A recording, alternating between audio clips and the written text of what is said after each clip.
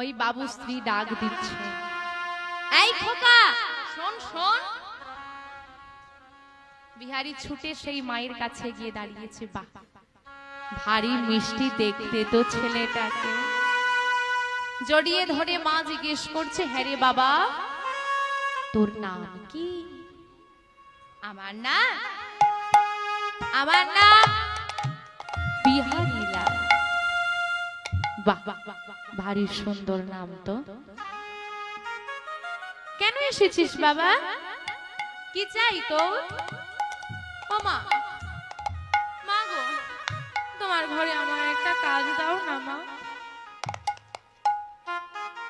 কাজ?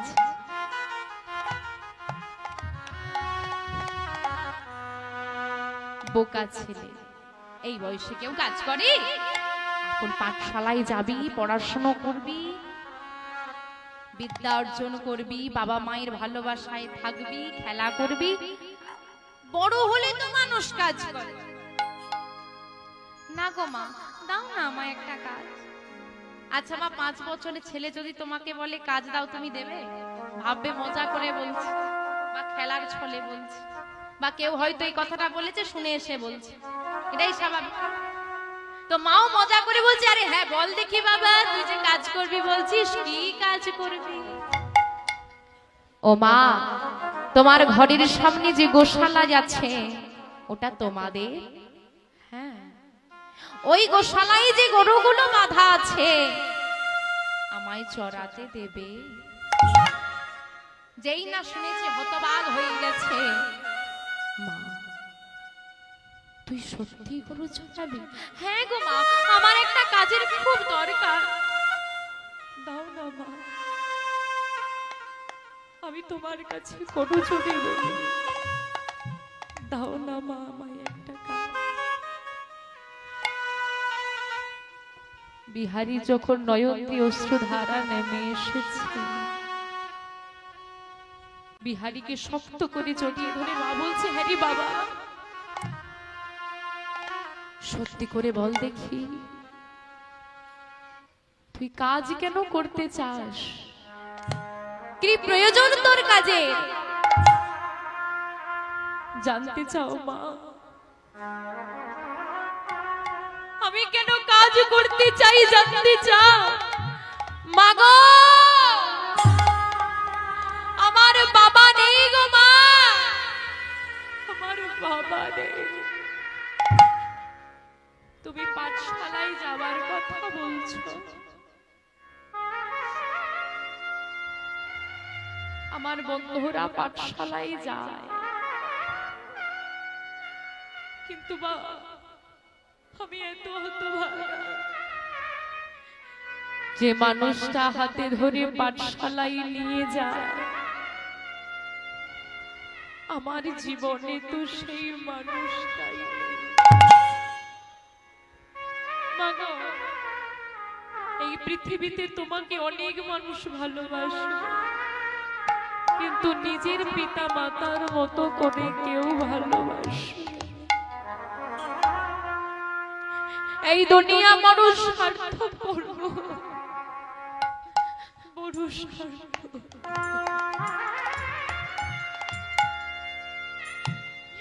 এখানে স্বার্থ ছাড়া কেউ ভালোবাসে। জানো মা,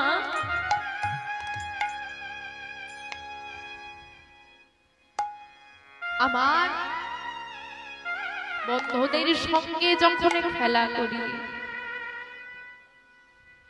তাদের বাবা কত কিছু এনে দেয় আমায় দেখা। জানো বাবা,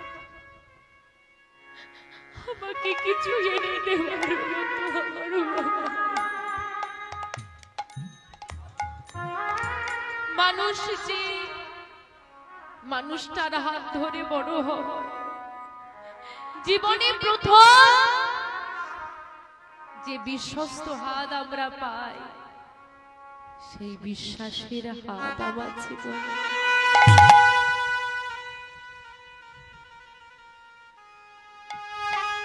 এখানে তো মায়েরা বসে আছেন, অনেকের পিতা আছে, অনেকের নেই। কি বাবার কথা মনে পড়ছে? হতে পারে তোমার স্বামী অনেক ধনী ব্যক্তি, তোমার বাবার হয়তো কিছু নেই, কিন্তু মেয়ের শখ আহ্লাদ ছোট ছোট ইচ্ছেগুলো বাবা যতটা পূরণ করতে পারে আর কেউ পারে না। তোর বাবা কোথায় বিহারী? জানি না বাবা, আমি জানি না বাবা। শুধু মায়ের মুখ থেকে শুনেছি আমার বাবা আর কোনোদিন ফিরবে না। জানো মা, আমার মামাই বড় ভালোবাসে, আমার লাগি পরের বাড়ি কাজ করে, পরের বাড়ি কাজ করেও যা পাই তা দিয়ে আমার সেবা হলেও আমার মায়ের সেবা হয় না। দাও না মা একটা কাজ, আমি তোমার চরণ ধরে বলি মা একটা কাজ, আমি সারা জীবন তোমার কাছে ঋণী হয়ে থাকব, শুধু একটা কাজ দাও। পারবি তুই বিহারী? কেন পারবি?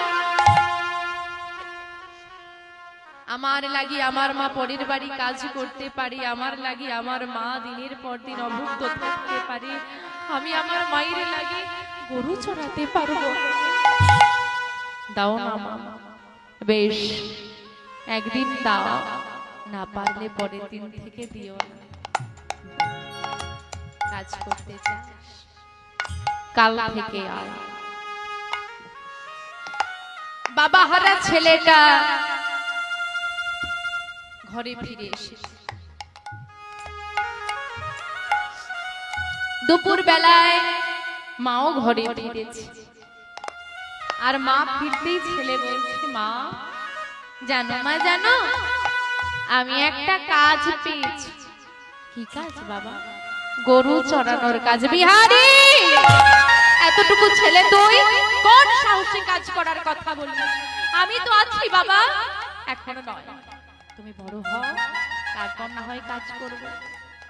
না মা না, আমি এখনই কাজ করব। বেশ, আমি বলছি শোনো, তুমি পারবে না, একটা দিন যেতে দাও, যদি না পারি পরের দিন থেকে আর যাব না। সেই দিন রাত কেটে গেল, পরের দিন সকাল বেলায় মায়ের চরণে প্রণাম করে, রাধা মাধবের চরণে প্রণাম করে বিহারী মায়ের থেকে বিদায় নিয়ে প্রথমবার কাজে যাচ্ছে, জীবনের গরু চড়ানোর কাজ। আর মা বলে দিচ্ছে, শোন বিহারী, যেখানে থাকিস, যেমন ভাবে থাকিস, সর্বদা মুখে যেন দয়াময়ের নাম থাকে, কারণ এই জগতে বিপদ হলে সর্বদা সবার আগে যদি কেউ পাশে এসে দাঁড়াতে পারে, সে হলো একমাত্র দয়াময়। আপনি বলবেন, কই আমার তো এতবার বিপদ হয়েছে, ভগবান তো পাশে এসে দাঁড়িয়েছে। আচ্ছা মা, আপনি কখনো বিপদে পড়েছেন, হঠাৎ করে একটা অচেনা ব্যক্তি এসে আপনাকে সাহায্য করলো, এরকম ঘটনা ঘটেছে? ঘটেনি? অচেনা ব্যক্তি কখনো আপনাকে সাহায্য করেনি রাস্তাঘাটে বিপদে পড়লে? ওই মানুষটাকে যে পাঠায় সেই তো আমার দয়া। ভগবান সর্বদা দাঁড়িয়ে থাকে। ভক্ত জিজ্ঞেস করছে, দয়াময় তুমি দাঁড়িয়ে থাকো, তোমার পায়ে ব্যথা করে না? কি তুমি কোনোদিনও জিজ্ঞেস করেছো? কি মা জিজ্ঞেস করেছো? জিজ্ঞেস করো না। তো ভক্ত জিজ্ঞেস করছে, দয়াময় তুমি দাঁড়িয়ে থাকো, তোমার পায়ে ব্যথা করে না? বলে করে তো। তাহলে দাঁড়িয়ে থাকো যে বড়? বলে কেন জানিস, কোন ভক্ত যদি বিপদে পড়ে আমাকে যখন ডাকবে, আমি যদি বসে থাকি উঠতে তো সময় লাগবে নাকি? বসে থাকলে উঠতে সময় লাগবে তো, এই জন্য দাঁড়িয়ে থাকি যাতে এক ছুটে আমি তার কাছে চলে যেতে পারি। তাই গৌর হরি হরি, এত দয়া আমার দয়াময়ের হৃদয়। তাই দয়াময়ের নাম যেন ভুলিস। আজকে বিহারী গাভী নিয়ে মাঠে চড়াচ্ছে আর বদনে দয়াময়ের নাম। আধার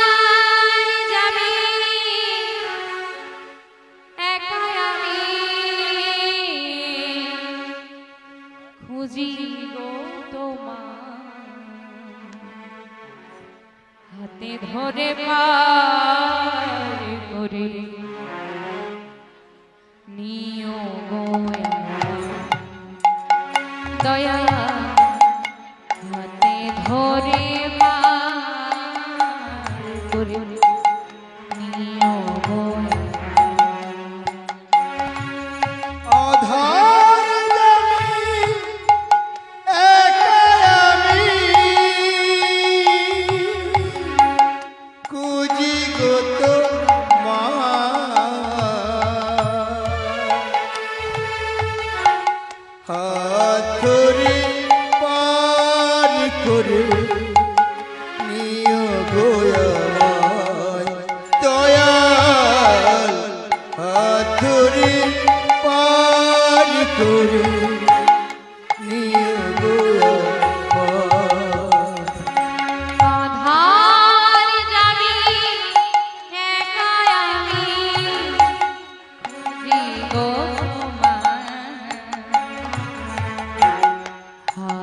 ধরে পার করে নিও গো দয়া হাতে ধরে পার করে নিও গো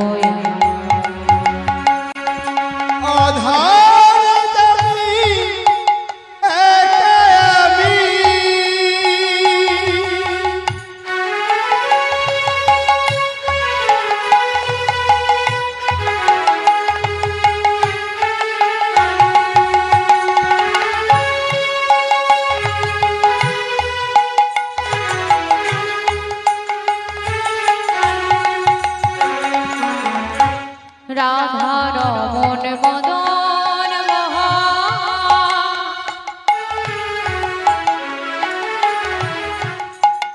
ও গিরিধারী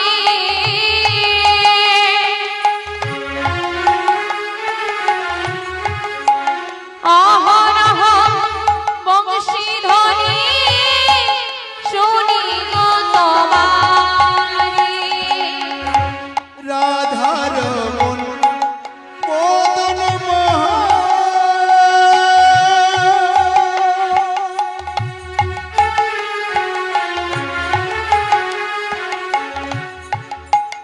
ও গিরিধারী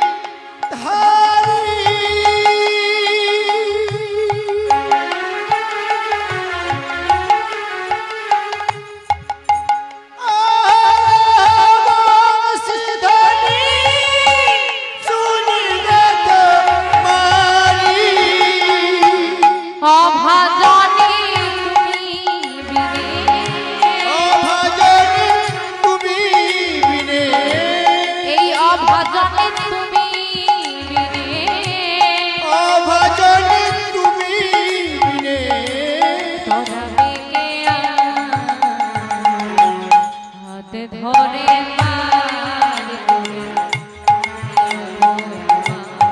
দয়া ধরে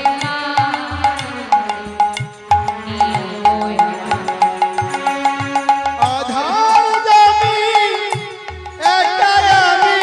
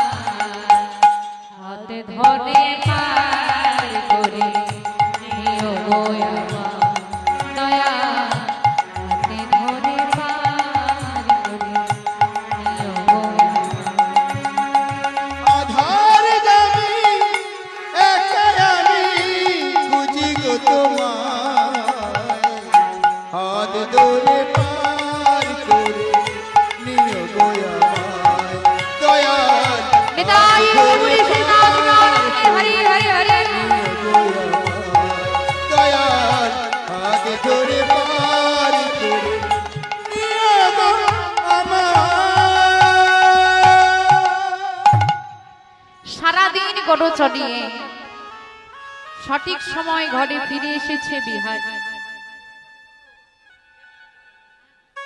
বিহারী যাদের গাভী, তাদের বাড়িতে গাভীগুলোকে দিয়ে সেই মাকে জিজ্ঞেস করছে, ও মা, আমি তো কাজে কোনো ভুল করিনি বলো? কই না তো। তবে এবার কি আমি প্রতিদিন কাজে আসতে পারি? বেশ, তাই এসো বাবা। বিহারীর একটা কাজ হয়ে গেল, আর চিন্তা নেই। প্রতিদিন কাজে আসে, বেশ কিছুদিন কেটে গেল, ভালোই কাটলো। প্রতিদিনের ন্যায় আজও বিহারী গরু চড়াতে এসেছে। আর গরু চড়াতে এসে প্রচন্ড রোদ, গাভীগুলোকে ছেড়ে দিয়েছে বিহারী। ছেড়ে দিয়ে গাছের তলায় বসেছে, গাছের ছায়া আছে। আর ওই গাছে ঠেক দিয়ে বসে বসে বদনে নাম গাইছে, আর সুন্দর বাতাস বইছে। কি হবে গো, কি হবে এবারে? হ্যাঁ, ঘুম পাবে? তো তোমাদের পাচ্ছে কেন? ঘুম পেয়েছে কারো? পাচ্ছে না তো? বলে যা গরম, আর ঘুম হবে? ভালোই হয়েছে, জেগে থাকবে সবাই। নাহলে অনেকের একটা খাওয়া দাওয়ার পর একটা ঘুম আসে না। রাধে রাধে। তো বিহারী ঘুমিয়ে গেছে। বিহারী যখন নিদ্রা ভঙ্গ হলো, দুপুর গড়িয়ে বিকেল। যেই না নিদ্রা ভঙ্গ হয়েছে, তাড়াতাড়ি করে উঠেছে, রে বিকেল হয়ে গেল, তাড়াতাড়ি করে বাড়ি যেতে হবে। তো এখন বাড়ি যাওয়ার জন্য যেই না তাড়াতাড়ি করে গাভীগুলোকে এক জায়গায় করছে, দেখছে একটা বাছুরি হারিয়ে গেছে। সর্বনাশ, বাছুরি যদি হারিয়ে যায়, আমাকে তো আর কাজে রাখবে না, আমার তো আর কাজটা থাকবে না। কি করি এখন আমি? যে গাভীগুলো ছিল এক জায়গায় বেঁধে দিয়ে বাছুরি খোঁজা শুরু করেছে বিহারী। খুঁজতে খুঁজতে খুঁজতে খুঁজতে অন্ধকার নেমে এলো, চারিদিক অন্ধকার হয়ে গেল, সন্ধ্যা হয়ে গেল। অবশেষে বাছুরি পাওয়া গেল। আর বাছুরিকে নিয়ে, গাভীগুলোকে নিয়ে আর বিলম্ব করা চলবে না, অন্ধকার হয়ে গেছে। ঘরের লোক চিন্তা করছে, তাড়াতাড়ি করে বিহারী ঘরে ফিরছে। আর ফিরতে ফিরতে বিহারী হঠাৎ দেখতে পেল, পথের ধারে এক জায়গায় বহু মানুষের সমাগম। এত মানুষ একসঙ্গে কি করছে? দাঁড়িয়ে পড়েছে। দাঁড়িয়ে পড়ে ভালো করে বিহারী খেয়াল করলো, এতগুলো মানুষ এক জায়গায় রয়েছে তো, কিন্তু কেউ কোনো কথা বলছে না। বাহ, সবাই চুপ করে শুনছে। একজন বলছে, বাকি সবাই চুপ করে শুনছে। কি হচ্ছে গো? এই যে এখানে একজন বলছে, বাকি সবাই।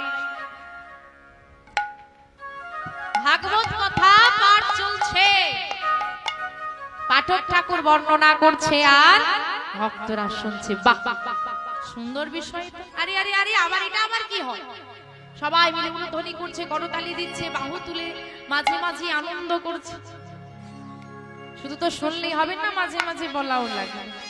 তো বিহারী দাঁড়িয়ে দাঁড়িয়ে দেখছে ভক্তরা সবাই কি করছে গো, হরি বলো রে। ওমা, হাতে ব্যথা করছে। আচ্ছা, আস্তে নামা। মাইদেরকে বলি, হাত তো যেই হরি বাসুরি যাও তোলো নাকি? তোলো তো না, নামিয়ে রাখো। কেন তোলো? হাত তুললে কি হবে? হাতের ব্যথা বাড়াবে। কীর্তন শুনতে আসা হাতের ব্যথা বাড়াবে, তাই তো? দেখতে ভালো লাগবে বলে? তাহলে কেন জানা আছে? যেখানে নাম হয়, ভগবান স্বয়ং সেখানে বিরাজমান থাকেন এবং কৃপা দৃষ্টি বর্ষণ করেন। আজ এখানেও কিন্তু এখন কৃপা দৃষ্টি বর্ষণ হচ্ছে। কারা পাবে বা কখন পাবে? যতক্ষণ তুমি হাত তুলে রাখবে ওইটুকু সময়ের মধ্যে তুমি কৃপা দৃষ্টি পেতে পারো। লটারি বোঝো সেই রকম। তাই হরিবাসরে বসে চেষ্টা করবে যতটুকু সময় পারো। আজকে আমি বলছি, শুধু আমি নয়, যে কোনো হরিবাসরে গিয়ে যতটুকু তুমি পারবে অন্তর থেকে হাতটা তুলে রাখবে। কেন?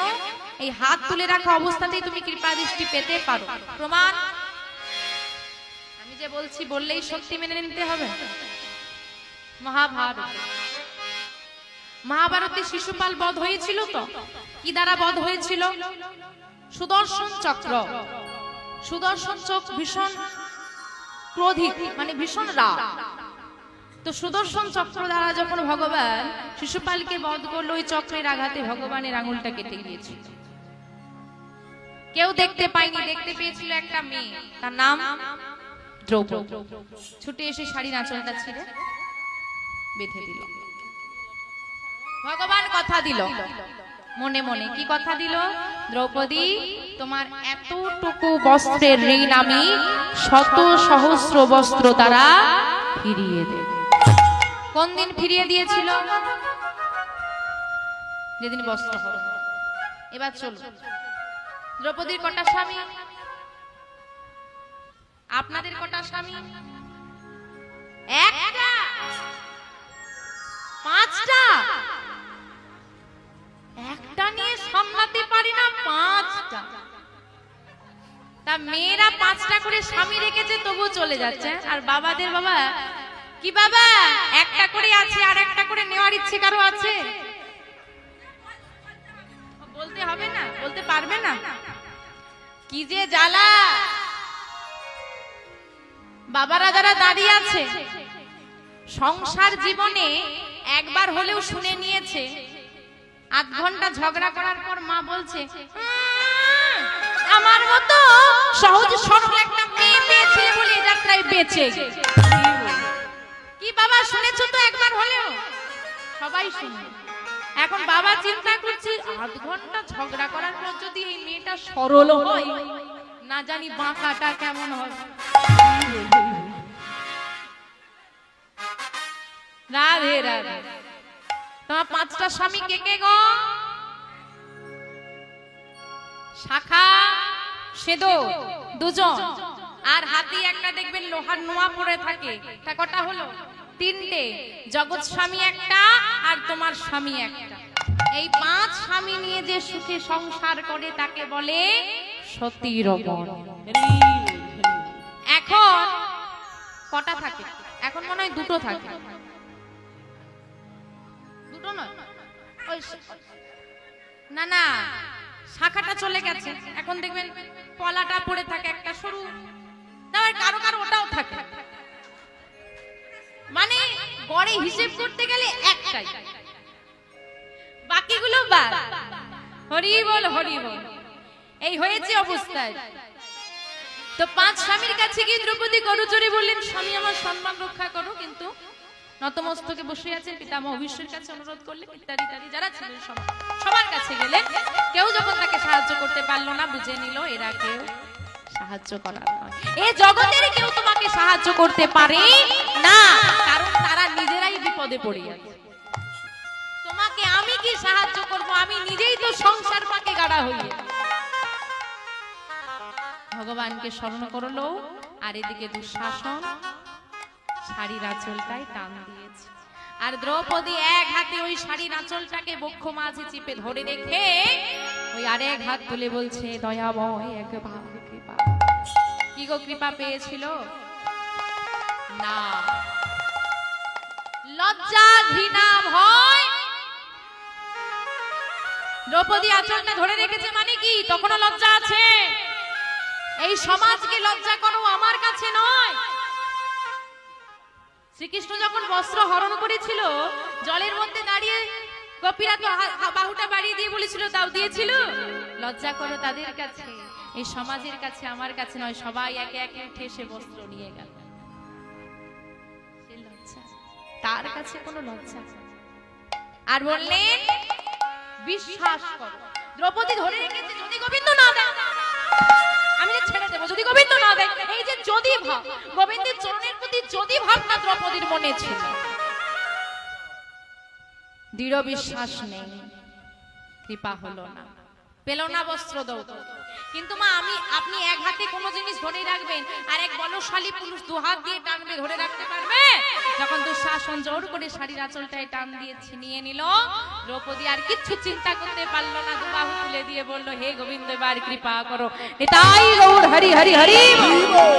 আর চিন্তা করতে হলো না, মা শত সহস্র বস্ত্র দ্বারা গোবিন্দ দ্রৌপদীর সম্মান রক্ষা করলেন। কৃপা কখন পেল? যখন দুটো বাহু তুলল। তাই আপনারাও কৃপা তখনই পাবেন মা, যতক্ষণ আপনি দুটো বাহু তুলে রাখতে পারবেন। তাই চেষ্টা করবেন, শুধু আজ নয়, যে কোনো হরিবাসরে যান, যতটা সময় পারবেন যেন হাত দুটো ওপর দিকে থাকে। হরি বল রে, হরি বল রে, বল রে বদনে হরি বল। হরি বলো রে, হরি বলো রে, বলো রে বদনে হরি বলো রে, হরি বলো রে, হরি বলো রে, বলো রে বদনে হরি বলো রে, হরি বলো রে, হরি বলো রে, বলো রে বদনে হরি বলো রে। হরি বলো, হরি বলো, হরি বলো ভাই, হরি নাম ছাড়া জীবের আর গতি নাই। হরি বলো, হরি বলো, হরি বলো ভাই, হরি নাম ছাড়া জীবের আর গতি নাই। হরি বলো, হরি বলো, হরি বলো ভাই, হরি নাম ছাড়া জীবের আর গতি নাই। হরি বলো, হরি বলো, হরি বলো ভাই, হরি নাম ছাড়া জীবের আর গতি নাই। হরি বলো রে, হরি বলো রে, বলো রে বদনে হরি বলো রে। হরি হরি হরি বলো রে, বলো রে বদনে হরি বলো রে, বলো রে বদনে হরি বলো। একবার বলো রে বদনে হরি বলো রে, বলো রে বদনে হরি বলো রে। বাহ, বেশ সুন্দর লাগছে। কিন্তু ব্যাপারটা হলো, আমি না, আমার না আর ভালো লাগছে না। তোমাদের ভালো লাগছে? কি করে যে বোঝায়? ও মা, আমি চলে যাব, আমার আর ভালো লাগছে না। চলে যাব? কি না, আমার যে কষ্ট হচ্ছে সেটা তো কেউ বুঝলো না। না না, আমার আর ভালো লাগছে না, আমি চলে যাব। হাওয়া করবে? ও মা, আমার নয়, আমি চলে গেলে থোড়ি না যেতে দেবে বাবারা। তোমাকে কি এমনি এমনি আমার?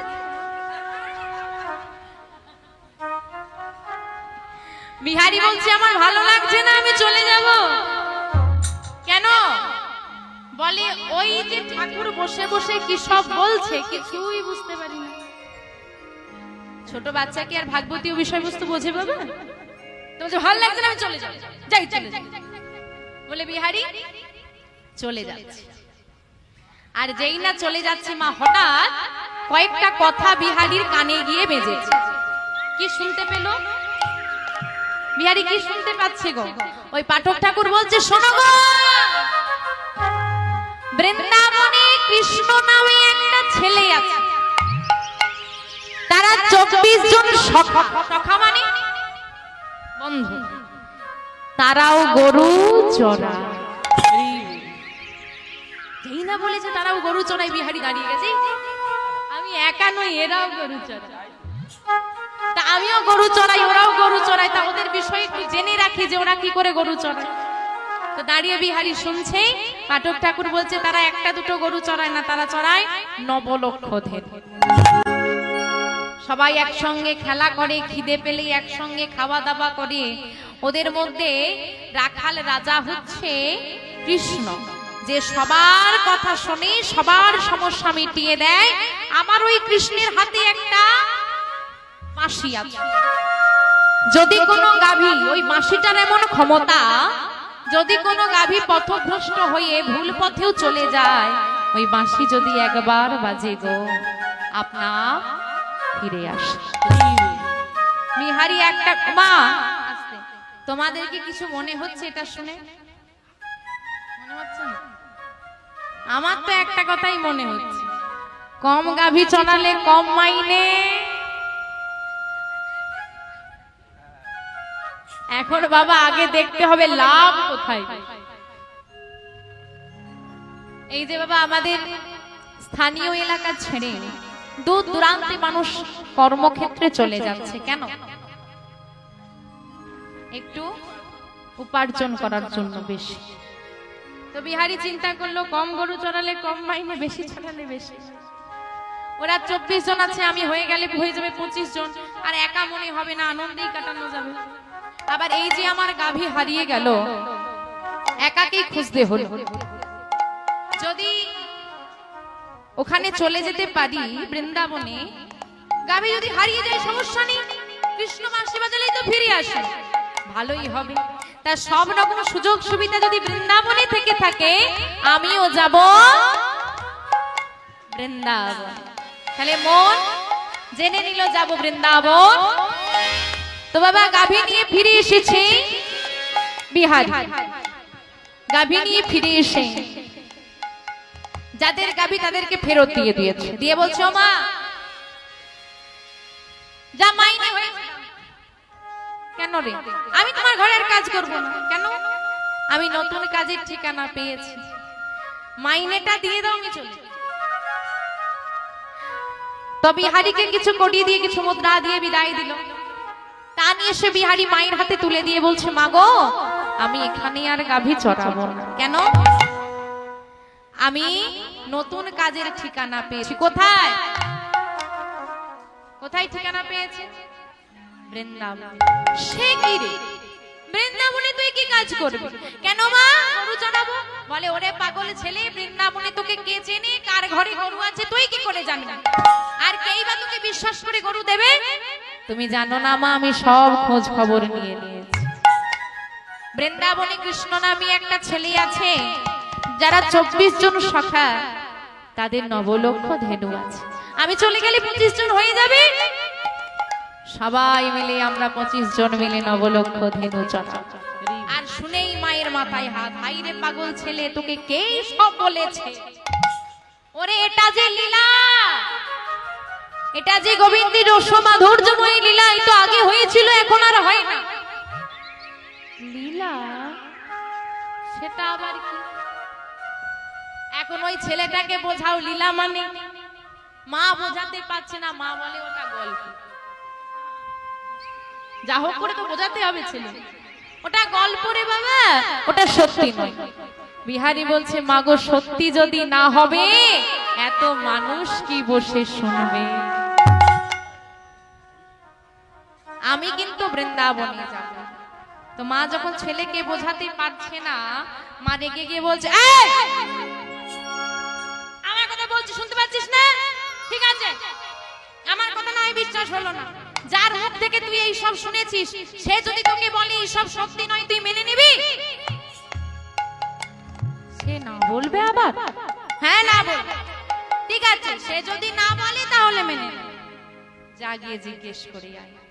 মা কেমন এগিয়ে দিচ্ছে দেখ। মা তো জানে না বলবে। আর বিহারী ওই পাঠক ঠাকুরের কাছে যাচ্ছে আর বলে যাচ্ছে, মা গো, আমি চলে যাই, কিন্তু তুমি শুনে রাখো মা, যদি জানতে পারি কৃষ্ণ বৃন্দাবনে নেই, আমি তোমার ঘরে ফিরবো। আর যদি জানতে পারি কৃষ্ণ এখনো গাভী চড়ায়, তুমি কিন্তু আর কোনোভাবেই আমাকে ঘরে বেঁধে রাখতে পারবে। আচ্ছা মা, আপনার মনে পড়ে বলেছিলাম তুমি যদি জন্মের পর সন্তান আমাকে দিয়ে দাও, পরে চাইলে আর হবে না। আরে তুমি তো দিয়েই দিয়েছো, আর বেঁধে রাখলে কি করে? তো বিহারী চলে এসেছে পাঠক ঠাকুরের কাছে, ভক্তরা সবাই বসে শুনছে, বিহারীও বসে শুনছে। পাঠ শেষ হয়েছে, এইদিকে পাঠ যেই না শেষ হয়েছে, পাঠক ঠাকুরের কাছে গিয়ে বিহারী, ও ঠাকুর, তোমার কাছে আমার একটা প্রশ্নই আছে। কি প্রশ্ন বাবা? তোকে না ভারী মিষ্টি দেখতে, তোর নাম কি রে? আমার নাম বিহারী গো বিহারী। তা বল তোর কি প্রশ্ন? বলছি ঠাকুর, তুমি যে কৃষ্ণের কথা বললে, ওই যে গো যারা 24 জন শাখা নবলক্ষ ধেনু তারা কি এখনো গরু চড়ায়? আচ্ছা আমি গেলে কি আমাকে ওই কৃষ্ণ বন্ধ করে নেবে? বলো না। স্তম্ভিত হয়ে পাঠক ঠাকুর চিন্তা করছে, হাই রে এত বয়স হয়ে গেল, জীবনে কত শত মানুষকে আমি কৃষ্ণ কথা শোনালাম, কিন্তু আমার মনে কোনোদিন প্রশ্ন জাগলো না যে কৃষ্ণের কথা আমি বলছি সেই কৃষ্ণ আছে কিনা। আর এতটুকু ছেলে আমার মুখ থেকে কৃষ্ণ কথা শুনে আমাকে জিজ্ঞেস করছে কৃষ্ণ আছে? কি উত্তর দেব? তোমার মনে ভক্তি না আসে কোনো ব্যাপার নয়, কারোর মনে ভক্তি কিন্তু তুমি ভেঙে দিও না। অদ্যবধি সেই লীলা করে গৌর রায়, কোন কোন ভাগ্যজনে সে লীলা দেখিবা বিহারী। আজও বৃন্দাবনে কৃষ্ণ গরু চড়ায়, আজও সেই বৃন্দাবন। আজ আমি এখানে দাঁড়িয়ে বলছি মা আজও বৃন্দাবনে দিলাম। বাঁশি বাজে বাজে রে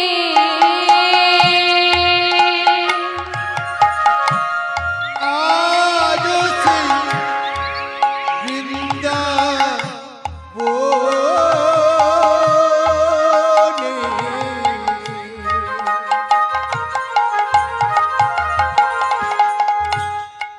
বাঁশি বাজে বাজে রে, আজও সেই বৃন্দাবন বাঁশি বাজে বাজে রে। আজও সেই বৃন্দাবনে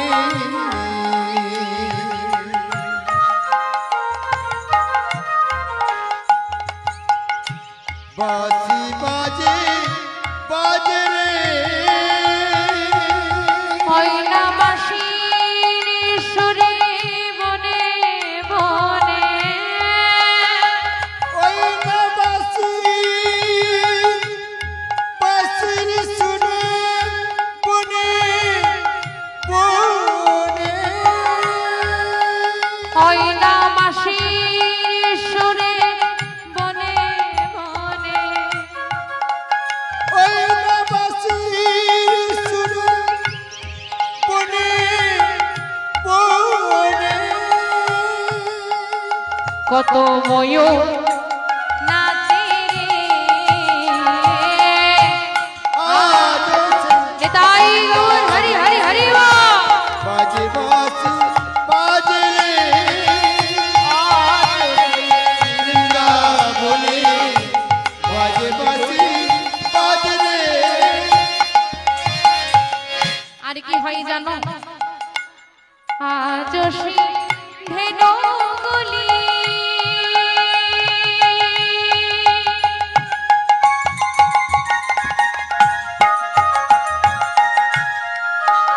তারা বন মাঝে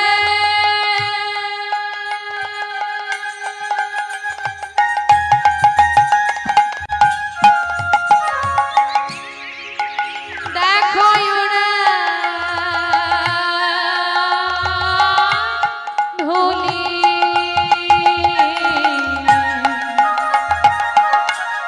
এখনো সেই ধেনুগুলি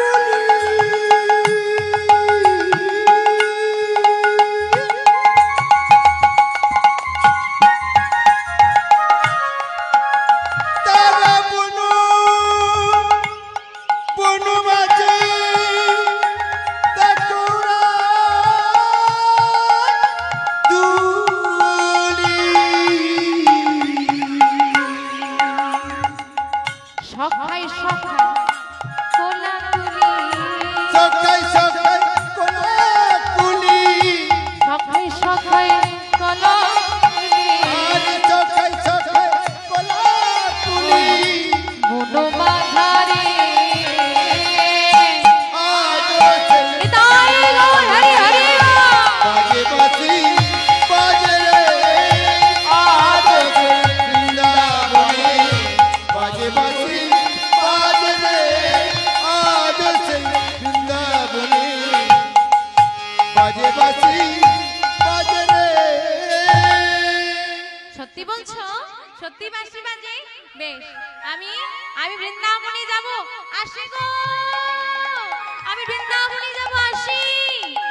চিৎকার করতে করতে চলে যাচ্ছে বিহারী। পেছন থেকে ওই পাঠক ঠাকুর ডাক দিল, এই বিহারী, শুনে যা বাবা, একবার ফিরে আয়। কি হয়েছে, ডাকছো কেন? সত্যি তুই বৃন্দাবনে যাবি? হ্যাঁ গো, আমি সত্যি বৃন্দাবনে যাব। কিন্তু বিহারী, তুই বৃন্দাবনে গিয়ে কি করবি? কেন? কৃষ্ণের বন্ধু হব, কৃষ্ণের সঙ্গে গরু চড়াবো। কৃষ্ণ তো সবাইকে বন্ধু করে না। বন্ধু করে না? না। কাকে বন্ধু করে? কাকে জানিস? যে কৃষ্ণকে ভীষণ ভালোবাসতে পারে, কৃষ্ণ তাকেই বন্ধু করে। আরে তুই পারবি ভালোবাসতে? আমি কৃষ্ণকে অনেক ভালোবাসবো, আমাকে বন্ধু করে নেবে তো? হ্যাঁ। কিন্তু বাবা, বৃন্দাবনে যেতে গেলে আগে একটু কি করা লাগবে? নাম নেওয়া লাগবে, শ্রুতি মূলে গুরুচরণ আশ্রয় করা লাগবে, কারণ গুরু ছাড়া গোবিন্দ পাওয়া যায় না। কই আমার তো দেখা হয় না। আয়। বিহারীকে ডেকে ওই পাঠক ঠাকুর ওইখানে কোলে বসিয়ে শ্রুতি মূলে কৃষ্ণ নাম দিল। তা গুরুদেব হয়েছে, গুরুদেবকে প্রণাম করেছে বিহারী। আর গুরু দীক্ষা নিলে গুরুদেবকে কি দিতে হয় গো? দক্ষিণা। আমি তোমাকে বলেছিলাম আমাকে দীক্ষা দাও, নিজে যেচে দিল। এমনিতে আমার কাছে কিছু নেই, কৃষ্ণের সঙ্গে গরু চড়াতে যাচ্ছি শুধু অভাব মেটাবো বলে, তুমি আবার আমার কাছে দক্ষিণা চাইছো? আরে বাবা, তোর কাছে কি আমি টাকা পয়সা চেয়েছি? কি চাও? কি চাই জানিস বাবা? তোকে আমি আশীর্বাদ করলাম, তুই কৃষ্ণ দর্শন পাবি। আর দক্ষিণা স্বরূপ তোর কাছে আমি এই চাই, যদি তোর বন্ধু কৃষ্ণের সঙ্গে তোর দেখা হয়ে যায়, তোর কৃষ্ণকে আমার হয়ে একটু বলে দিস, শেষ দিনে যেন আমাকে হাতে ধরে পারাপারটুকু করে। এই আমি দক্ষিণা চাই। বেশ গুরুদেব, আসি তবে। গুরুদেবের চরণে প্রণাম করে বিহারী ঘরে ফিরছে। মায়ের থেকে বিদায় নিতে হবে না তো মায়েদেরকে বলে রাখি, মা কোনদিন যদি তীর্থ ভ্রমণে যান বা বাড়িতে কোনো শুভ অনুষ্ঠান করেন, দুটো মানুষের অনুমতি নেওয়া লাগে। কে কে? পিতা মাতা আর গুরুদেব। যেহেতু বিহারীর পিতা নাই, তাই মাতার অনুমতি নিতে হবে। এখানে এই বাড়ির যিনি গুরুদেব, ওনার আমন্ত্রণে ওনার সঙ্গে যোগাযোগ করেই আমার আজকে এখানে আসা। তো গুরুদেবের অনুমতি নিয়ে এত বড় অনুষ্ঠান চালাচ্ছে। তো গুরু অনুমতি ছাড়া, গুরু কৃপা ছাড়া গোবিন্দ কৃপা পাওয়া যায় না। তাই মা, আপনারা সবাই বৃন্দাবনে যাবেন তো? তা বৃন্দাবনে যেতে গেলে একটু গুরু কৃপা লাগবে, কৃষ্ণের সঙ্গে বন্ধুত্ব করতে যাব, একটু গুরুদেবের আশীর্বাদ নিতে হবে না? তা সবাই গুরুদেবের আশীর্বাদ নেবেন তো? গুরু নাম গাইবেন তো? জয় গুরু, জয় গুরু, জয় গুরু জয়। তুমি গুরু, মাতা পিতা তুমি সর্বময়। জয় গুরু, জয় গুরু, গুরু জয়। তুমি গুরু, মাতা পিতা তুমি সর্বময়। জয় গুরু, জয় গুরু, গুরু জয়। তুমি গুরু, তুমি মাতা তুমি সর্বময়। জয় গুরু, জয় গুরু, গুরু জয়। তুমি গুরু, মাতা পিতা তুমি সর্বময়। জয় গুরু, জয় গুরু, গুরু জয়। তুমি গুরু, তুমি মাতা তুমি সর্বময়। জয় গুরু, জয় গুরু, জয় গুরু জয়।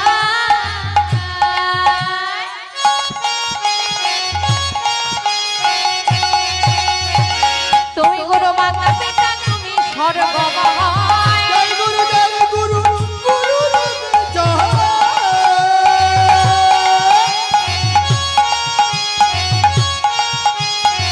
তুমি গুরু, মাতা পিতা তুমি সর্বময়। জয় গুরু, জয় গুরু, জয় গুরু জয়।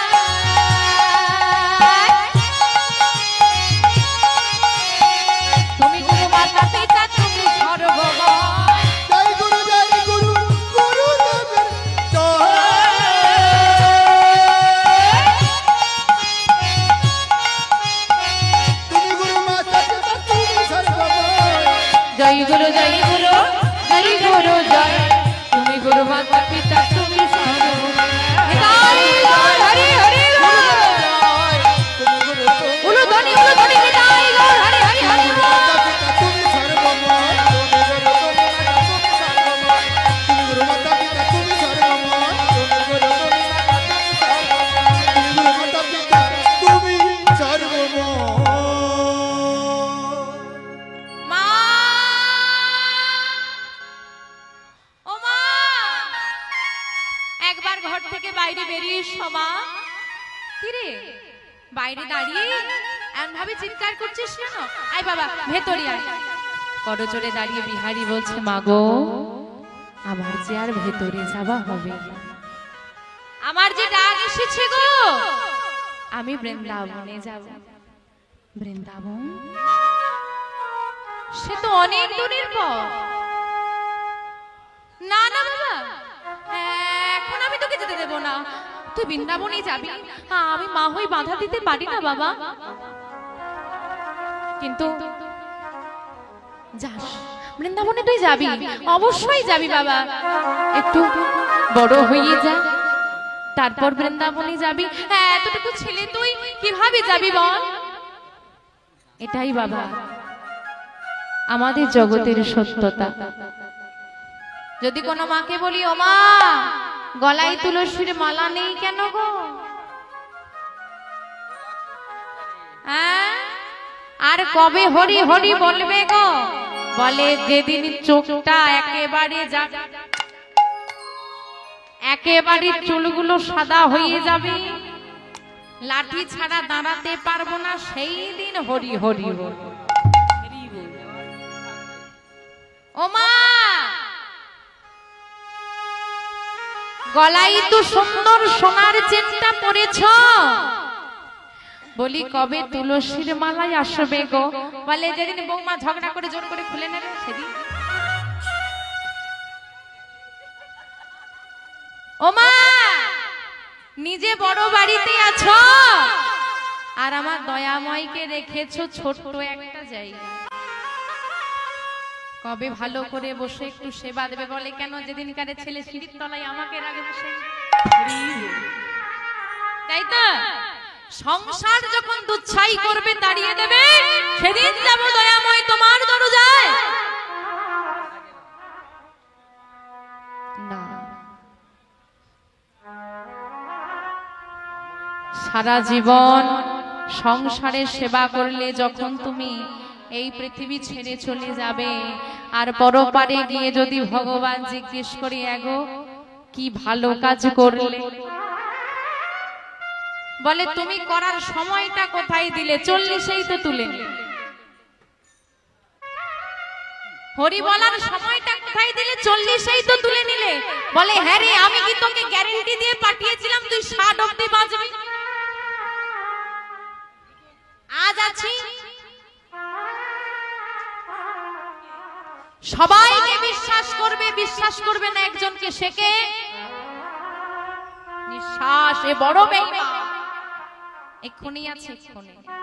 তাই মা তুমি যে বলছো বড় হয়ে আমি বৃন্দাবনে যাব, যদি বড় হতেই না পারি, তবে কি আমার বৃন্দাবনে যাওয়া হবে? যদি তোমার ছেলে রাত 12টার পর বন্ধুদের সঙ্গে আড্ডা দিয়ে বাড়ি ফেরে, তুমি তাকে শাসন করো, মা হয়ে করবে, কিন্তু আমরা করি না। এসেছে কোথায় ছিল জানতেই চাই না অনেক বাড়িতে। কিন্তু যদি তোমার ছেলে সাধু সঙ্গ করে, হরি কথা কৃষ্ণ কথা শোনে, মন্দিরে যায়, কোনোদিন বাধা দিও না বকনা, এতে তোমার অপরাধ। অসৎ পথে গেলে বাধা দাও, আর সৎ পথে গেলে হাতে ধরে এগিয়ে দাও। এটাই হচ্ছে প্রকৃত মা। তুই বৃন্দাবনে যাবি, আমি তোকে বাধা দেব না বাবা। তবে একটা কথা বলি বিহারী, বৃন্দাবনে গিয়ে তোর এই হতভাগী মাকে ভুলে যাস না। বিহারী বলছে, মা কোনদিন কি তোমাকে ভোলা যাবে? যে মায়ের গর্ভে জন্ম নিলে বৃন্দাবনে যাওয়া যায়, যে মায়ের গর্ভে জন্ম নিলে কৃষ্ণের বন্ধু হওয়া যায়, সেই মাকে কি ভোলা যায় গো? আর মা কি করেছে? ছেলেকে বদনে চুম্বন দিয়ে রাধা মাধবকে জানিয়ে দিল, হে মাধব, তুমি আমার ছেলেকে আমার থেকে দূরে সরিয়ে দিচ্ছ, এতে আমার কোনো দুঃখ নেই, কিন্তু তোমার চরণ ছাড়া করো না।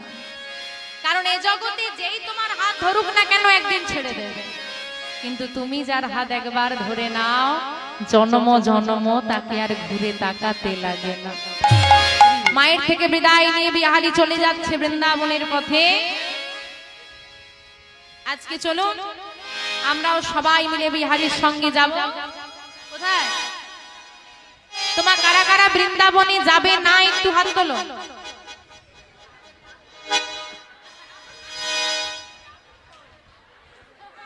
বলি মায়েদের না হয়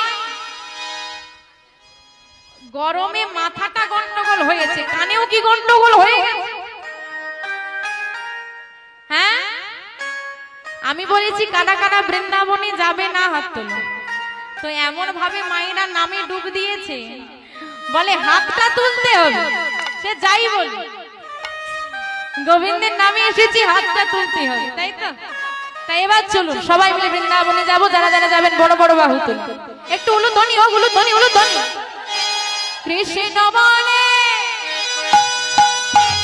দুটি বাহু তোলে, চলো রে বৃন্দাবনে।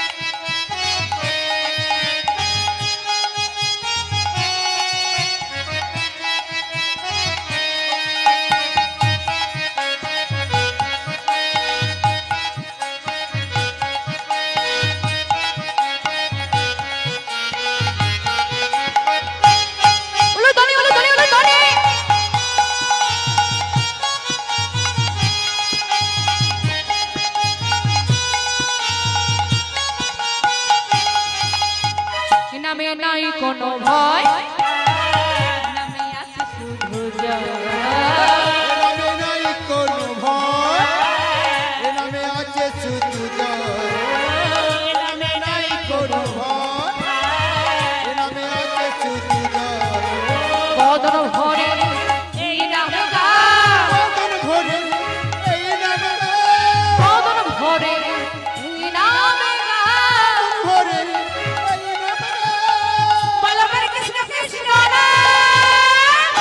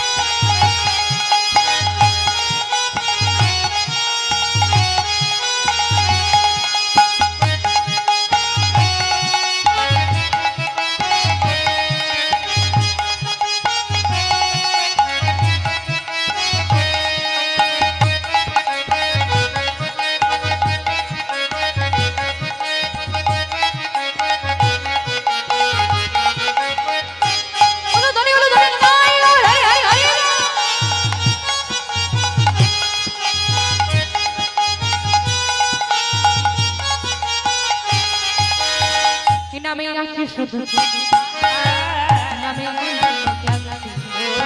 এ নামে আছে শুধু শান্তি এ নামে নাই কোনো শান্তি